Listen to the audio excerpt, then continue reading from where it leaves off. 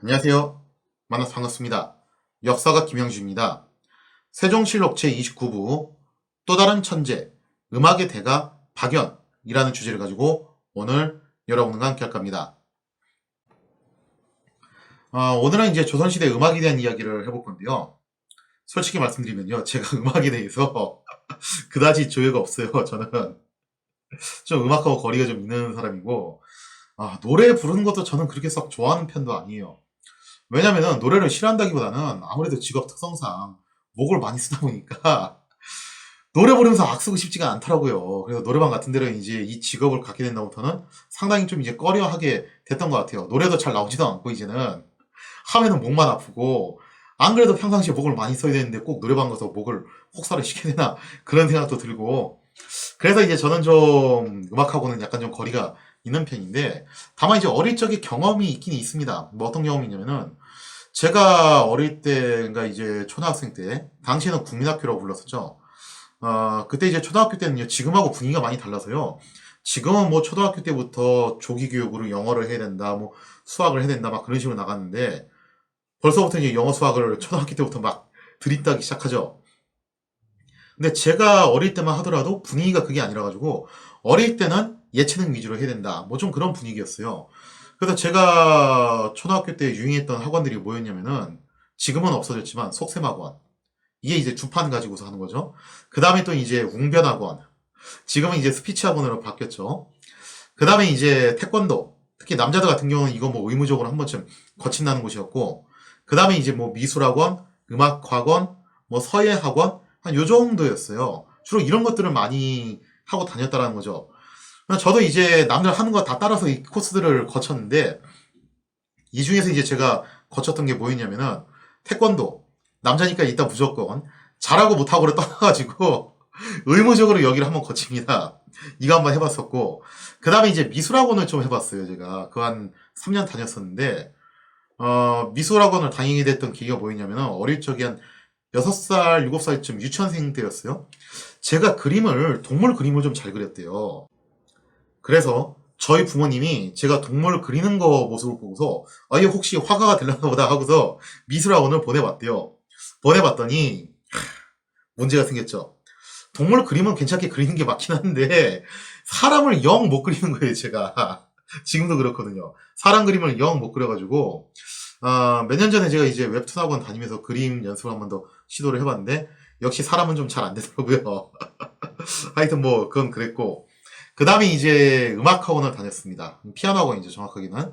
피아노 학원을 다녀서 7년이 50 초반부까지는 했던 것 같아요. 그것도 한 3년 넘게 했거든요. 그래도 음악 학원 같은 경우도 꽤 오래 다니긴 했는데, 제가 뭐 이렇다 할 흥미나 소질을 느꼈던 건 아니고, 그냥 남들 하니까 따라서 했던 거고, 또 뜻밖에도 좀 오래 하긴 했어요. 그냥 그런 정도 경험이 이제 전부인 것 같아요. 그래서 제가 조선시대 음악사를 얘기할 수는 없고, 지식이 원체 그쪽으로는 짧기 때문에.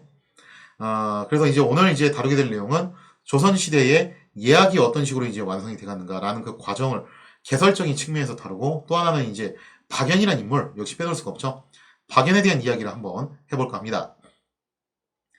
다들 아시다시피 이제 국조 올해이라는 것이 사실상 조선 예법서의 결정판이죠. 이게 성종 5년에 완성이 됐는데, 성종 때 가서 완성이 된 거지 성종 혼자 다 한 건 아니었어요.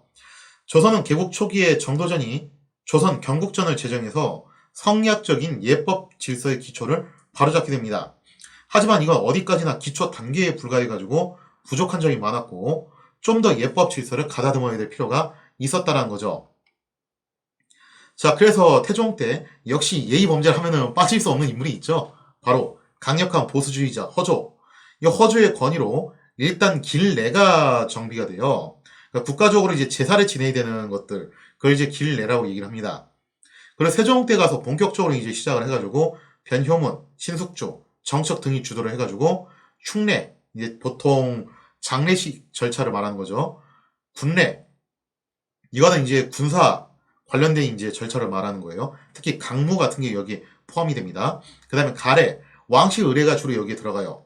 그리고 빈례, 이거는 이제 사신 접대하는 예의, 이런 것들을 추가적으로 정리를 해가지고 총 4개, 앞에 있던 길례까지 합쳐가지고 토탈 5개가 되겠죠. 그렇게 해서 국조 올해의라고 부르게 된 거죠. 자, 이렇게 오랜 세월 동안 공을 들여서 그러니까 태종 때부터 시작해서 세종 때 진짜 한참 피크 올리고 세조 때도 이거 한참 가다듬어요. 그리고 나서 나중에 이제 성종 때 가서 비로소 이제 완성이 되니 그것이 바로 국조 올해의 완성이었습니다. 성리학의 세계관에 있어서 얘는요 굉장히 중요합니다. 왜 그러냐면은 천지의 질서를 이루는 격식, 틀이라는 거예요. 요즘으로 따지자면은 민주주의 절차 정도로 생각하시면 될 것 같아요. 입헌 절차. 정말 중요하잖아요, 그게. 근데 만약에 세월이 흘러가지고 아예 민주주의 시스템을 초월하는 뭔가 진짜 더 완벽하게 다듬어진 새로운 체제가 나왔다. 그러면은 그때 당시 사람들 기준으로는 우리가 좀 이상해 보일 수도 있어요. 아니 저 화물간 민주주의에 뭐 저렇게 목숨을 걸어. 근데 그거는 나중에 얘기고 지금은 우리한테 굉장히 중요한 거잖아요. 민주적인 절차가 잘 지켜졌냐, 헌정 질서가 잘 유지되고 있냐. 현대사에서 정말 목숨 걸고 봐야 되는 중요한 것이듯이 당시에도 마찬가지입니다. 조선시대에도 바로 이 예라는 것이 굉장히 중요했어요. 천하 질서의 격식을 이루는 바로 그 틀이라고 봤다는 거죠. 하지만 얘 못지않게 중요한 게 있었는데 그게 뭐였냐면 바로 악이었습니다. 음악이었어요. 우리가 성리학이라고 하면은 막 딱딱한 것만 생각하기 쉬운데 물론 얘는 딱딱한 게 맞아요. 그래서 뭐 얘만 진짜 강조하면 사람들이 못 버티죠. 그래서 당연히 이거를 좀 부드럽게 해줄 수 있는 윤활유 같은 것들이 필요합니다. 그래서 요즘 세상에서도 마찬가지잖아요. 민주적인 그런 헌정 질서를 갖다가 잘 유지하기 위해서는 어떻게 되냐. 나름 선거 같은 퍼포먼스도 필요한 거고 시위도 맨날 막 이제 띠두르고서 으쌰으쌰 삭발하고 그런 것도 있지만 나름 축제 형식으로 하는 그런 시위들도 계속 개발되고 있는 거예요. 그러니까 이런 흥이라든가 음악, 예술 이런 거하고 하여튼 뭐 국가 체계는 떼놓을 수가 없는 것 같아요. 제가 볼 때는. 그래서 그런 윤활유 역할을 해주는 것이 바로 악이라는 거죠. 그러한 이유로 유명한 얘기잖아요. 예에서 시작해서 악으로 끝난다. 라는 말처럼 공자 또한 예하고 악을 정말 중요시 여겼다는 겁니다. 또 공자가 이걸 중요시 여겼으니까 그 후대의 수많은 유학자들도 예와 악을 상당히 중요시 여길 수밖에 없다라는 거죠. 이러한 이유로 조선은 개국 초기부터 예법을 확립하기 위한 노력을 정말 많이 기울였어요. 그래서 세종 때에 가면은 어느 정도 예법에 대한 틀이 잡히기는 하는데 문제는 이제 음악과 관련된 부분은 여전히 정비가 안 돼 있었다는 겁니다. 예에서 시작해서 악으로 끝나야 되는데 알파에 해당하는 예는 좀 어느 정도 정비가 됐는데 오메가에 해당하는 악은 여전히 이게 좀 어수선한 그런 상황이라는 거죠. 조선 초기 궁중 음악은 제대로 정비가 안 돼 있어가지고 악, 그 다음에 당악, 향악 이런 게 정말 난잡하게 뒤섞여 있었어요. 요즘식으로 따지자면은 뭐 이제 클래식, 그 다음에 이제 우리나라 전통 음악, 그 다음에 클래식과 전통 음악이 합쳐진 거 그 세 가지가 막 복잡하게 섞여가지고 간다는 거예요. 애국가가 뭐 그렇게 세 가지가 섞여서 나온다고 보면 되는 거죠. 그러니 이거 좀 문제가 있지 않냐.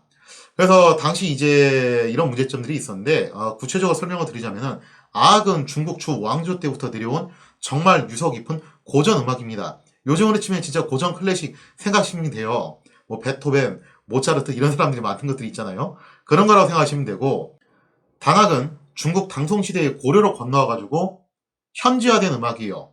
그래가 이제 당송시대에 건너왔으니까 뭐 신라 거의 뭐 이제 말기부터 시작해가지고 고려 때까지 그때 건너와가지고 현지화된 음악입니다. 딱히 뭐 중국 음악이라고 말하기도 그렇고 원조는 그쪽이긴 하지만 이게 또 우리 전통 음악이라고 말하기도 그렇고 그런 이제 혼합된 형태의 음악이죠. 그 다음에 향악은 고려시대에 계속 이제 유지되었던 전통 음악이에요. 아마 이제 삼국시대 때부터 계속 내려온 음악이겠죠. 자, 그리고 이 음악을 연주해야 되는 주요 악기들 또한 제대로 정비가 안 돼 있었기 때문에 이러한 부분들도 좀 바로잡을 필요가 있었다는 겁니다. 그래서 이제 음악 체계도 바로잡아야 되고 악기도 다듬어야 되고 그래야 되는 상황이 오게 되었다는 거죠.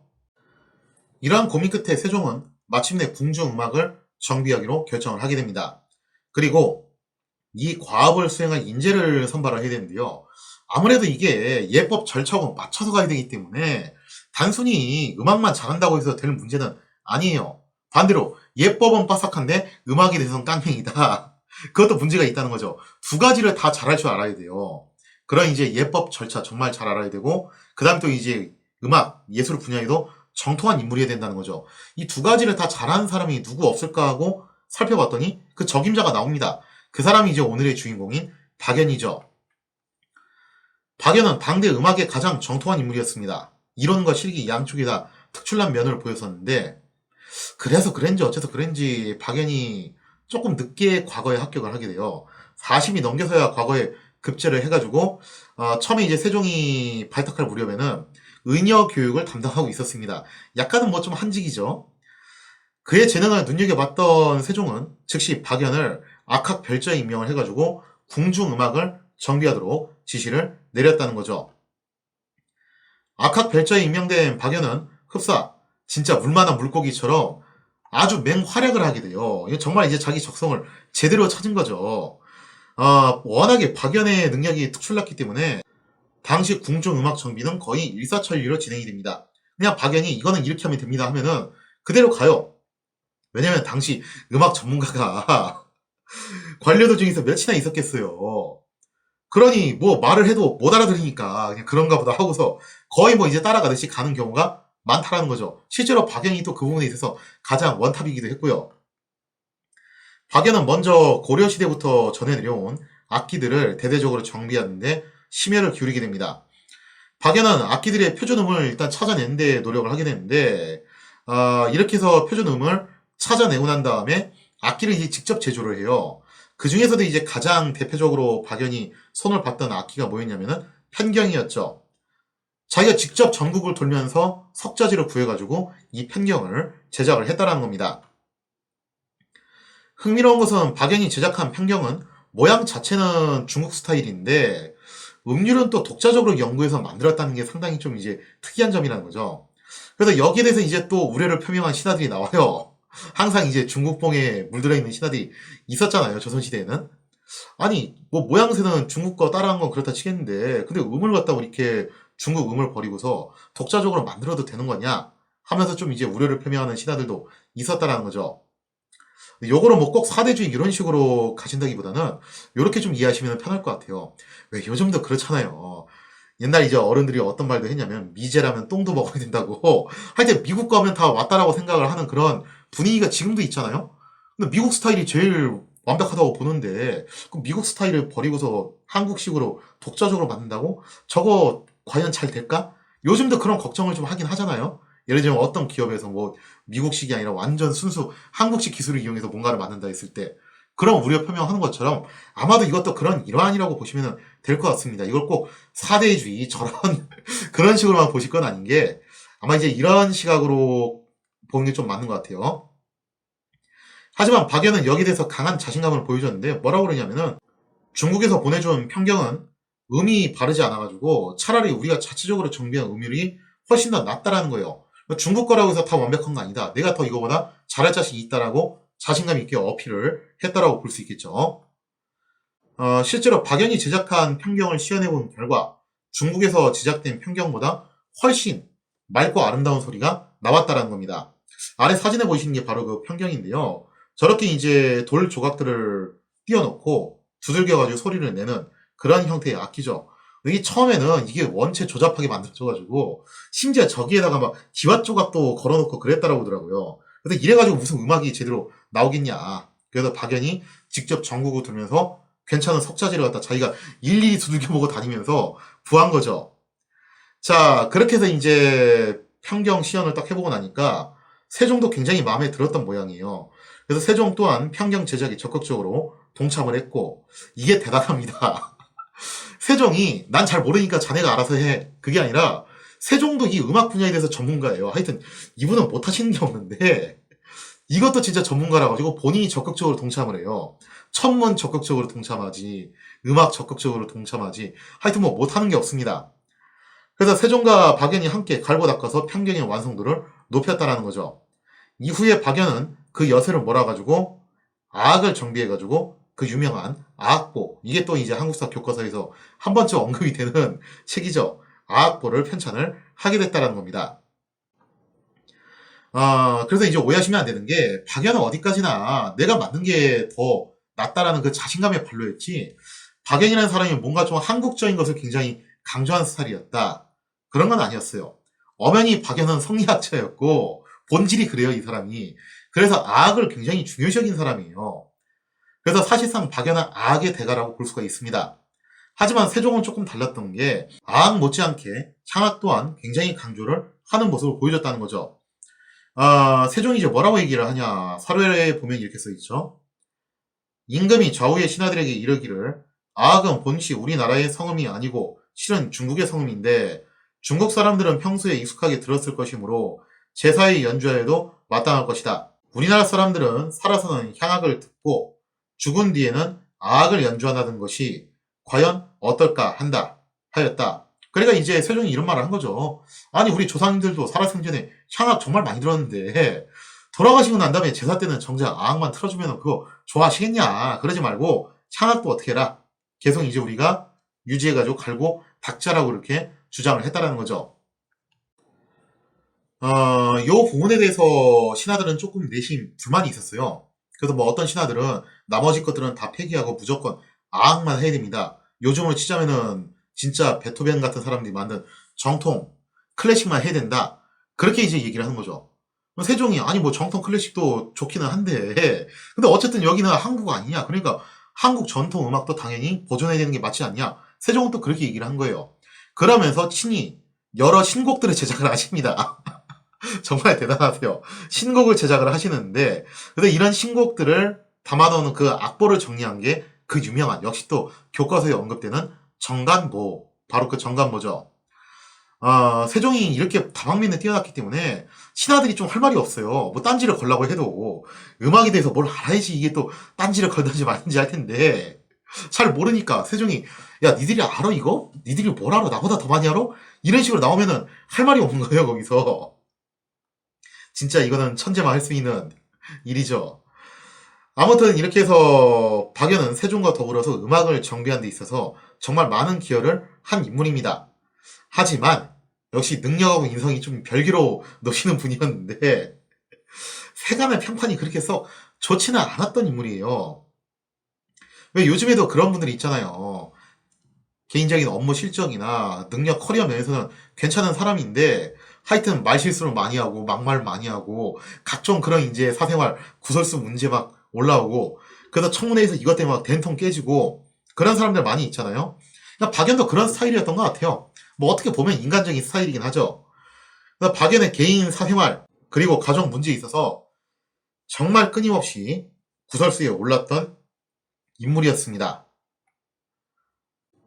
한 번은 어떤 일이 있었냐면요. 이게 박연만 문제가 된 게 아니라 그 아들도 좀 개념이 없었는데 박연 아들이 자기 이제 결혼할 때가 돼가지고 와이프를 이제 구하게 됐는데 사실상 양반 집안이니까 좀 정략 결혼이었죠. 좀 마음에 안 들었나 봐요. 그래서 신부가 혼수가 적은 데다가 외모도 별로라는 이유로 신부를 내쫓는 일이 발생을 하게 됐다는 거죠. 자, 사료의 내용을 보면 이렇게 써 있습니다. 사원부에서 아뢰기를 전 현감 정우가 고하기를 지금 행사점 박연의 아들 박자영으로 사위를 삼았는데 자형이 자장을 갖추지 못한 것을 불만족하게 여기고 이 자장이 혼수를 말한 겁니다. 또 여자가 뚱뚱하고 키가 작았으므로 하여튼 요때는 이런 외모 지상주의가 있긴 있었나 봐요. 실행하였다고 청탁하여 말하고 버립니다. 그리고 아니 뭐 외모가 안 좋고 혼수가 적다는 이유로 저 행실이 바르지 못하다. 그런 식으로 이제 걸고 넘어져가지고 쫓아내버렸다는 거죠. 이게 문제가 돼가지고 사원부 검찰 탄핵까지 받아서 세종한테 보고가 올라오게 돼요.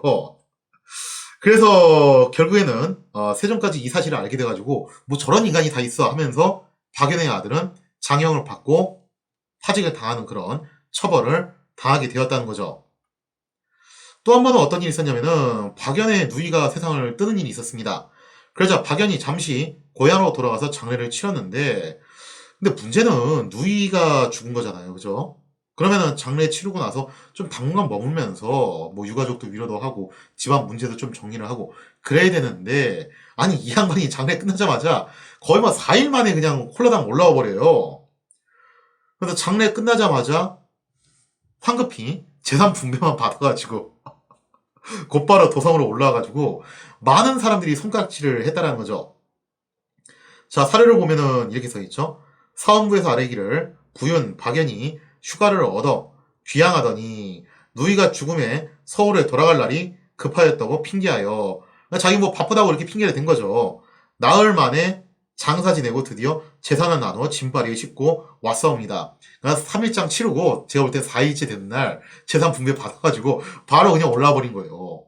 아, 이거 좀 너무 행동이 그렇잖아요. 요즘 시대도 이렇게 행동하면 좀 이게 문제가 되는데 하물며 조선시대예요. 이거 좀 너무한 거 아니냐 하면서 또 탄핵을 당합니다.